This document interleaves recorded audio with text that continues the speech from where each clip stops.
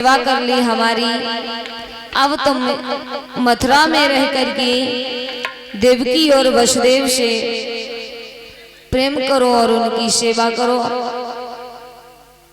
इधर इतना कहने के बाद बाबा नंद और सभी ग्वाल बाल मथुरा से वृंदावन के लिए प्रस्थान करते हैं। धीरे धीरे समय व्यतीत होने लगा है और जब धीरे धीरे समय व्यतीत हुआ है तो कंस की जो रानियां थी अस्थि और प्राप्ति, ये बहुत दुखी रहने लगी हैं। एक दिन इन्होंने मन में विचार किया, दोनों आपस में बातें करने लगी हैं। बहन, आप को कुछ पता है, इस कन्हैया ने हमारे पति का वध कर दिया, अब हम क्या करें, कहाँ जाएं? बिना पति के ये महल सूना सा लगता है। रो रही हैं दोनों रानियां। तो भगवान श्याम सुंदर ने आकर के समझाया है और कहा है, मामियों मेरी बात सुनो। और क्या बोले हैं कन्हैया अस्थि और प्राप्ति से,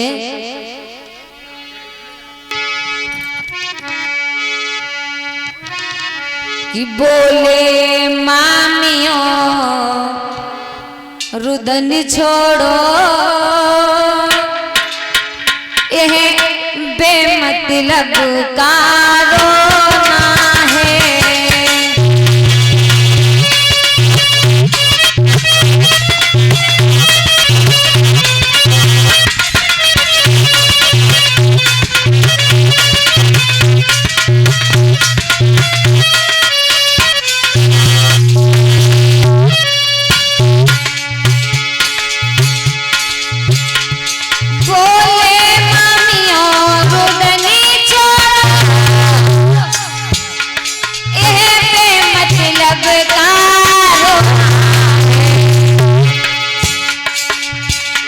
क्या तुमको ये मालूम नहीं,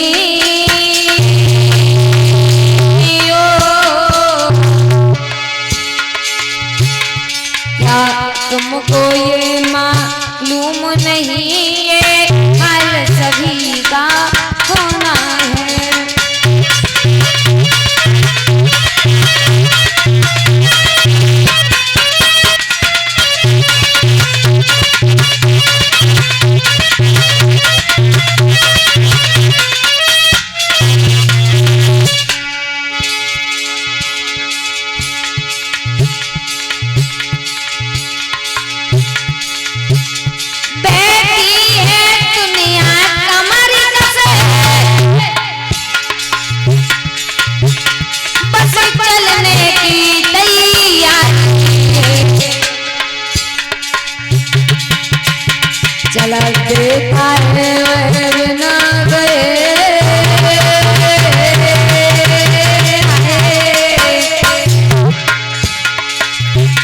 चलते खाए वह बिना कहे जिसकी बारी है।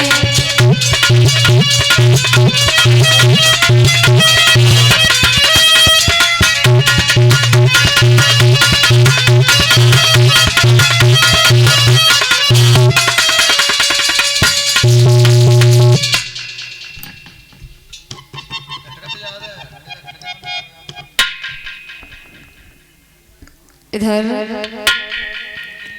जब श्याम सुंदर ने आकर के दोनों मामियों को समझाया है और जब समझाया है तो अस्थि और प्राप्ति ने एक बात नहीं मानी।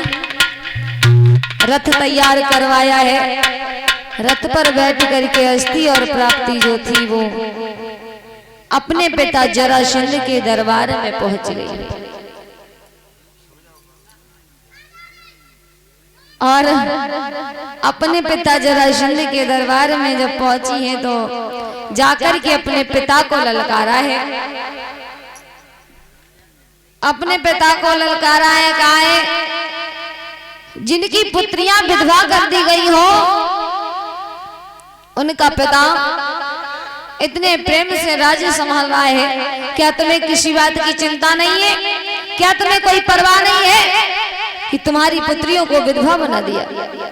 जो इतने शब्द सुने तो जरासंध बोला है, सुनो, किसमें इतनी ताकत है?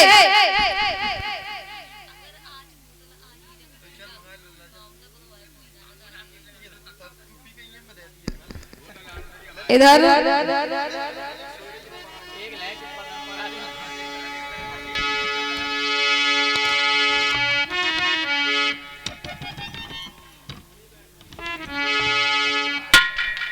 जरासंध बोला है, सुनो अस्थि और प्राप्ति, कि प्यारी बेटियों बताओ तो, और किस कातिल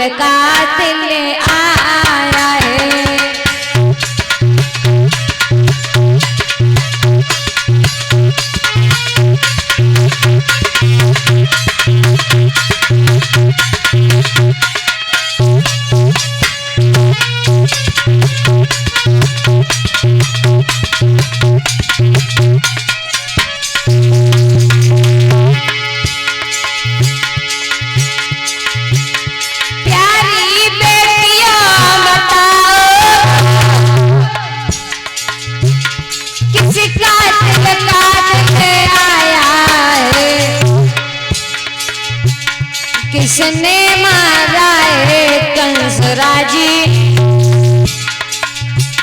और तुमको विधवा बनाया है?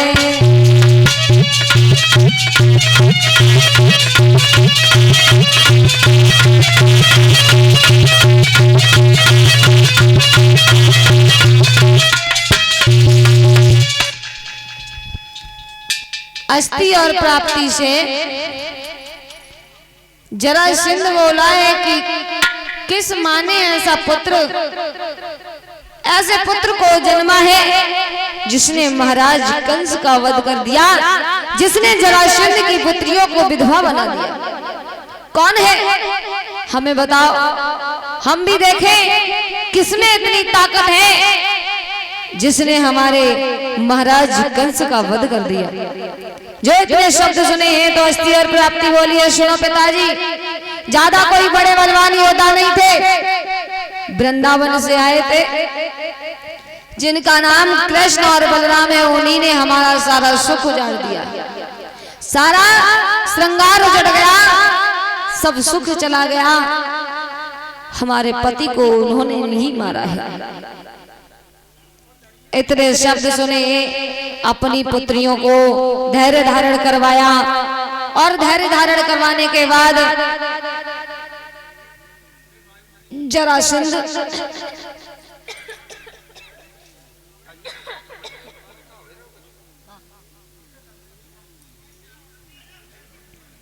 जब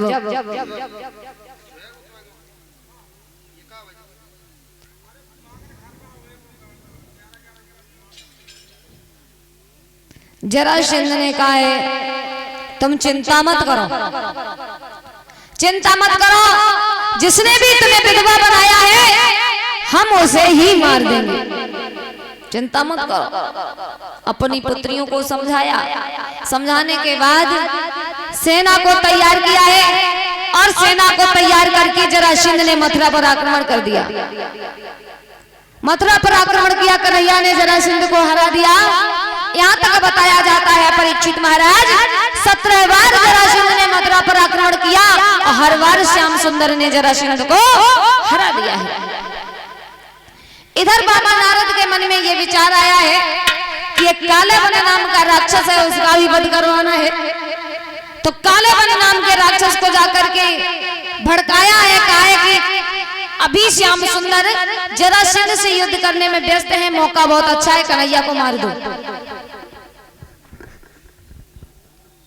जो इतने शब्द सुने तो काले वन जो था वो श्याम सुंदर से युद्ध करने के लिए चला है।